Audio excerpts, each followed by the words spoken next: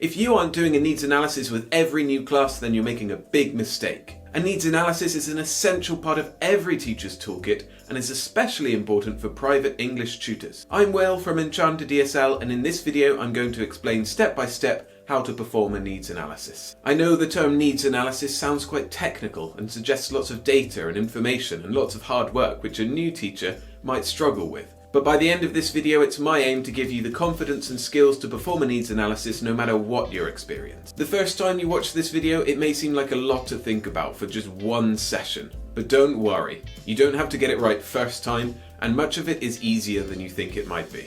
If you have no idea what I'm talking about when I say needs analysis, or you're not sure why you need to do one, then in short, it's a process by which you learn the strengths, the weaknesses, the preferences, the goals and the interests of your students. It's crucial to do this early on before blindly teaching them inappropriate and irrelevant things. You have to gather information before you teach so you know what to teach and, just as importantly, how to teach it. For more on this, and with the risk of upsetting the YouTube algorithm, I recommend you go watch my previous video called Your First Classes with New Students Suck. You should find it up there somewhere or in the description below. From now on, I'll assume you have a rough idea of what a needs analysis is, so we'll get straight to the 12 steps. Number 1, keep it light. This is for you and your students. One way of assessing students' abilities is by giving them a level test. These are written and structured exams that you can find hundreds of all over the internet, and they're all really dense and boring.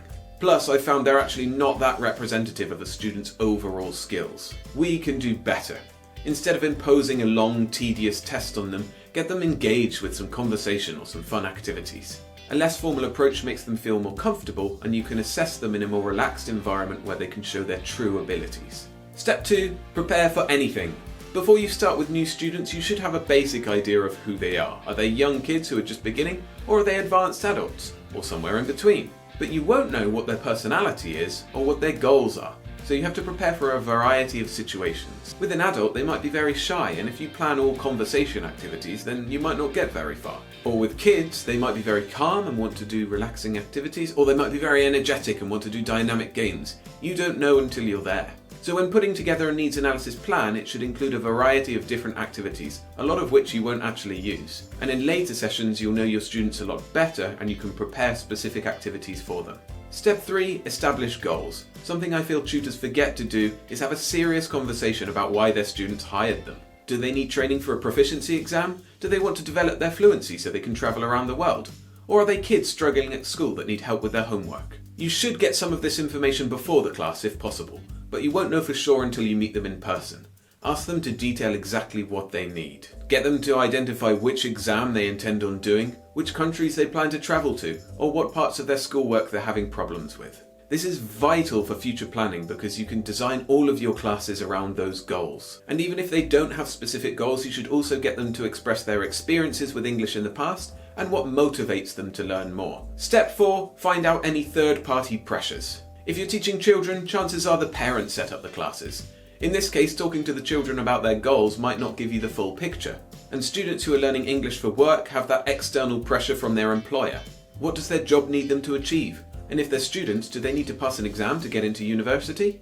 Understanding the pressures on your students not only helps you frame the goals established in step 3, but also gives you an understanding of the extent and urgency of what you need to do with them. And if possible, communicate with the third party. With parents, clarify early on what their expectations are and make sure they align with yours. Step number 5, create rapport and share interests. Teaching, and especially tutoring, is about fostering a relationship based on trust and care. It's a social endeavour. After all, there are hundreds of tools online that students could have used, but they hired you for a human touch. Don't be a robot. Ask what hobbies and interests they have, and where possible, find things that you share a passion for. Lots of my students love football, so that's an easy connection to make. But other students might like arts or books or films or music or anything that you could share an interest in. And don't discount their interests that don't align with yours. Getting them to speak about something they're passionate about to somebody who doesn't really know much about the topic is really motivating. This profile of interests is a brilliant resource for future planning.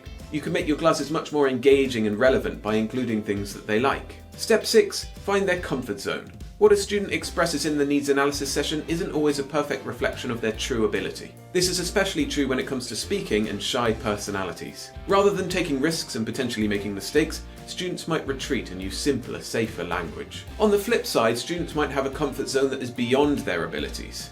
They might rush into a conversation and try to express themselves, but they're making loads of mistakes. In both cases, and everyone in between, it's worth getting an idea of how their psychology affects their use of language. With shy students, you need to spend the first few sessions boosting their confidence.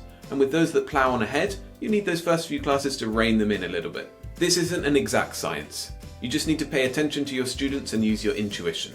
So far, we've covered some really key points, and I hope you're hanging in there with me. If you're finding the video useful, hit the like button to let me know.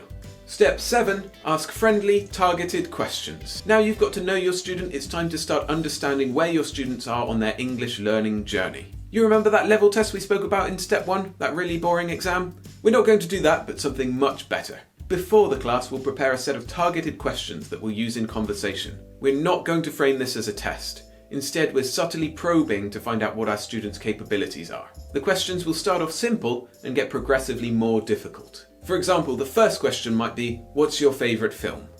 Even a beginner can answer this. Then you keep increasing the complexity until you get to a question like, how many films have you watched this year? This is an intermediate question that needs the use of the present perfect. And a high-level question might be, if you could only watch one film for the rest of your life, what would it be? If they find the intermediate ones challenging, there's no point pushing on to the really advanced ones because it will just make them stressed. All the while, pay attention to their answers. Do they use the grammatical forms confidently? Do they have vocabulary to support what they say? How much do they hesitate? If you feel confident, you can adjust these questions in the middle of the lesson. Change them to match the student's interest that you already found out.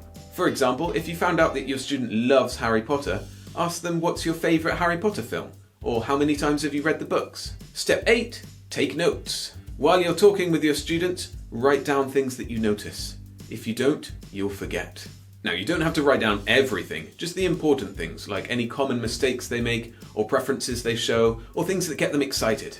Focus on both strengths and weaknesses, as they're equally informative. With beginners who don't speak much, your notes are going to be about what vocabulary they use and what kind of sentences they can put together. With intermediates and advanced, you might notice their strength in forming tenses, or they might have a really big pronunciation flaw that's holding them back. Let your students know that you're taking notes to help you plan and that it's not a test. Don't be afraid to pause the class to make sure you've got something written down, and don't worry if your notes are messy, as long as you understand them, it's fine.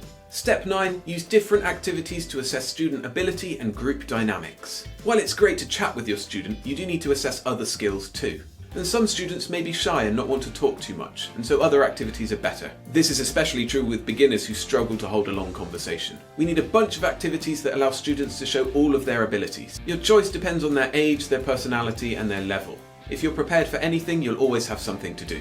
With children, go for a few fun games, one that practices writing or spelling, some reading, and maybe even some listening. I recommend Say and Draw, Memory Chain, and Folding Stories. With older teens and adults, Folding Stories is also good, and so is Order the Story, where you take a story and chop it up into different parts, and then they have to put it in order. On this channel, and on my website, enchantedesl.com, I've got tons of games and activities that are perfect for this kind of situation. So make sure to subscribe, and check out the description for links to lots of lists that I've made, and also where you can download the Order the Story activity. How students interact in a group is something you also need to pay attention to.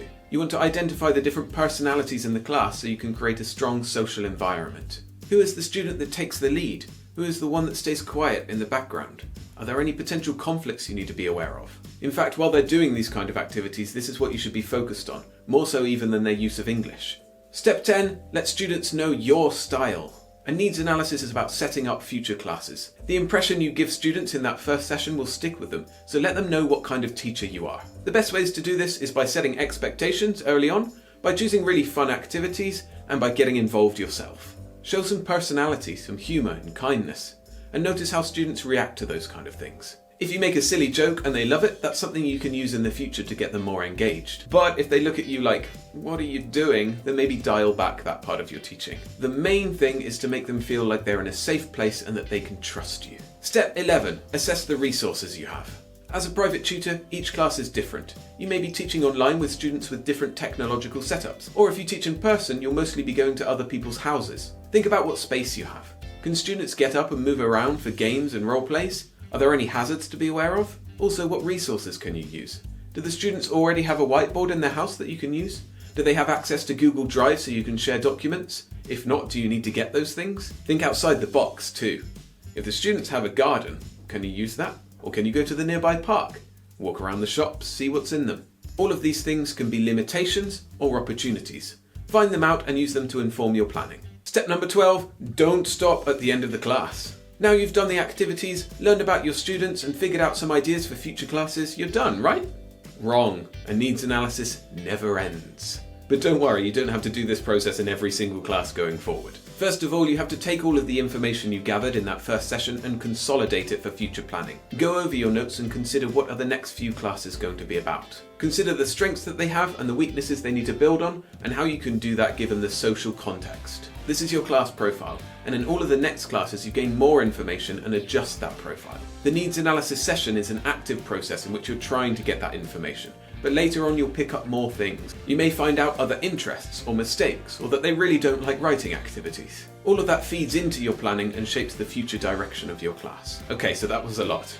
Applying all of those steps might be too much to begin with, and that's fine. It took me years to fine-tune the needs analysis process, and if you don't apply every single part, you can still be successful. Often it's good to have a structure that you can follow, instead of trying to plan a needs analysis session from scratch. Luckily, I've got a video that runs you through a full, practical lesson plan for adults or children for that first session, and you can implement it straight away. That video is right here, so go check it out. But for now, I've been Will from EnchantedESL.com, wishing you all the joy and success in your teaching. See ya!